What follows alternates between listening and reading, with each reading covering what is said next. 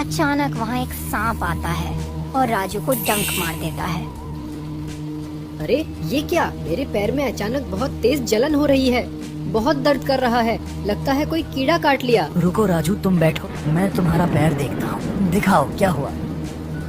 सुभाष नीचे देखता है और घबरा जाता है। अरे नहीं, ये तो सांप के काटने का निशान है। और वो देखो, उधर झाड़ियों में एक काला कोबरा भी रेंगते हुए जा रहा है। ये तो बहुत खतरनाक सांप है। अब एक पल भी देर नहीं करनी चाहिए, तुम्हें तुरंत घर ले चलना होगा, वरना जहर पूरे शरीर में फैल जाएगा और फिर कुछ नहीं किया जा सकेगा। राजू कुछ कह पाता, इससे पहले ही वह बेहोश होकर कीचड़ में गिर जाता है। सुभाष यह देखकर घबरा जाता है। हे भगवान, अब मैं क्या करूं? इसे अकेले कैसे ले जाऊं? कोई तो मदद मिले। सुभाष इधर उधर देखता है और दूर से हरिया आता दिखता है। हरिया जल्दी आओ, देखो राजू को कोबरा ने काट लिया है और वो बेहोश हो गया है। अगर हमने इसे जल्दी घर नहीं पहुंचाया तो इसकी जान चली जाएगी। अरे राम राम, इतना भयानक जहर, जल्दी उठा इसे सुभाष, हम दोनों मिलकर इसे इसके घर ले चलते हैं, नहीं तो कुछ अनहोनी हो जाएगी। दोनों मिलकर राजू को उठाते हैं और उसके घर की ओर भागते हैं। बारिश अब भी रुकने का नाम नहीं ले रही थी। राधिका दौड़ती हुई बाहर आती है और पति की हालत देखकर चीख पड़ती है। हे भगवान, ये क्या हो गया राजू जी को? ये इस तरह आंखें बंद किए हुए क्यों पड़े हैं? कुछ बोल क्यों नहीं रहे? राधिका, राजू को कोबरा सांप ने काट लिया है। हम जैसे ही खेत से लौट रहे थे, वो गिर पड़ा और बेहोश हो गया। हमें तुरंत किसी वैद्य को बुलाना होगा। सांप ने काट लिया? अरे भगवान, मैं सुबह ही इन्हें मना किया था कि इतनी बारिश में बाहर मत जाइए, खेत में कुछ भी हो सकता है, लेकिन ये कभी मेरी सुनते ही नहीं है। राधिका रोती हुई दौड़ती है।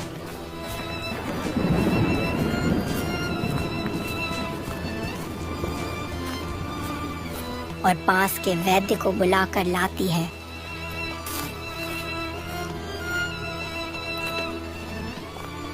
वैद्य राजू का निरीक्षण करता है। हालात काफी गंभीर हैं। जहर शरीर के हिस्से तक पहुंच चुका है, लेकिन घबराओ मत, मैं अपने पास की सबसे तेज असर वाली जड़ी बूटियों से इसका इलाज करता हूँ। वैद्य जी, जल्दी करिए ना, मेरे पति को कुछ हो तो नहीं जाएगा? मेरा मन बहुत घबरा रहा है, आपका हाथ जोड़ रही हूँ, जरा जल्दी मेरे पति को सही करो। मैंने इसका कुछ जहर निकाल दिया है, लेकिन ये कोबरा बहुत विषैला होता है। बाकी जहर को रोकना मेरे बस की बात नहीं है। नहीं वैद्य जी, आप ऐसा मत कहिए, मेरे पति को कुछ नहीं होगा, आप कुछ कीजिए ना। देखो राधिका, इसके इलाज में बहुत खर्चा आएगा, क्योंकि इसे जो जड़ी बूटी देनी होगी वो आम नहीं है, ये बहुत दुर्लभ और महंगी होती है। अगर तुम चाहो कि इसका बचने का थोड़ा भी चांस हो तो तुम्हें उसे दुर्लभ जड़ी बूटी की 3 खुराक देनी होगी, और हर खुराक की कीमत है 5 चांदी के सिक्के, यानी कुल मिलाकर तुम्हें 15 चांदी के सिक्के देने होंगे। तभी मैं वो जड़ी बूटी मंगा पाऊंगा और इसका इलाज शुरू कर पाऊंगा। 15 चांदी के सिक्के? लेकिन वैद्य जी, मेरे पास तो एक भी चांदी का सिक्का नहीं है, मैं इतने पैसे कहाँ से लाऊंगी? कम से कम मेरे बच्चे का तो मुंह देख लीजिए, मेरे बच्चे के सिर से उसके पिता का साया हट जाएगा, आप कुछ कीजिए ना। मुझे माफ करना बेटी, लेकिन अगर तुम्हें अपने पति को बचाना है तो किसी भी तरह पैसे का इंतजाम करना ही होगा। इतना कहकर वैद्य चला जाता है। राधिका आंसू पोंछती है और दृढ़ता से बोलती है, अब मैं हाथ पर हाथ रखकर बैठ नहीं सकती, मुझे पैसों का इंतजाम करना ही होगा, चाहे जैसे भी करना पड़े। वह भागते हुए गांव के जमींदार के घर पहुंचती है।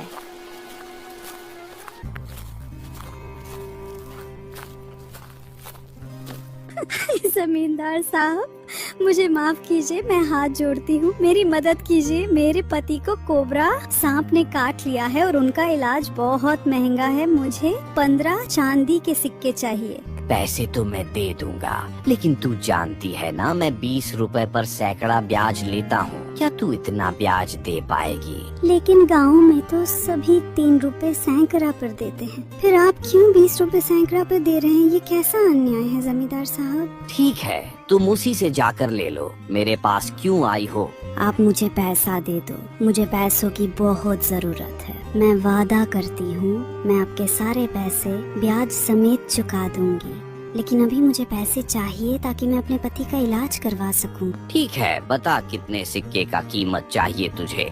15 चांदी के सिक्के साहब। अरे इतना पैसा तो मैं तुझे नहीं दूंगा। तू भाग गई तो फिर मैं क्या करूँगा? तू तो गरीब है ना, तेरे पास गिरवी रखने को भी कुछ नहीं है। मैं अपना घर और खेत सब गिरवी रख दूंगी, लेकिन मुझे मेरे पति की जान बचानी है। आप मुझे पैसे दे दो, मैं आपकी जिंदगी भर गुलामी करूंगी। ठीक है, मैं पैसे दे देता हूँ, लेकिन सुन ले, अगर तेरा पति फिर भी नहीं बचा तो तू मेरे पैसे कैसे लौटाएगी? साहब, मैं आपके यहाँ जिंदगी भर नौकरानी बन के रहूंगी और मेरा बेटा बड़ा होगा तो वो भी आपके यहाँ जिंदगी भर गुलामी करेगा। बस आप मुझे पैसे दे दो। ठीक है, वैसे तू भी बहुत सुंदर है, किसी तरह मैं तुमसे पैसे वसूल लूंगा। राधिका कुछ नहीं बोलती और पैसे लेकर वैद्य के पास जाती है।